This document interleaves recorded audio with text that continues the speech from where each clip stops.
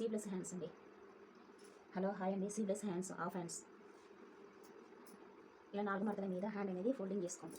చేసుకున్న తర్వాత ఇక్కడైతే పావించి స్టిచ్చింగ్కి వదలండి.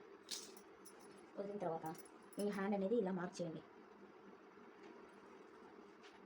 మార్క్ చేసిన తర్వాత ఇక్కడ నుంచి ఇక్కడికి మనం అటాచ్డ్ భాగం కన్నా పావించి ఎక్స్ట్రా స్టిచ్చింగ్ వదలండి. తర్వాత చంక భాగం ఎంత ఉందో అంత మార్క్ చేయండి. చేసిన తర్వాత కిందికి ఇలా మన కుట్ట ఏదో లాస్ట్కి ఉందో ఆ భాగం అనేది ఇలా మార్క్ చేయండి. చేసిన తర్వాత ఒక 2 ఇంచెస్ స్టిచ్చింగ్కి ఇలా మార్క్ చేయండి. చంక షేప్ అనేది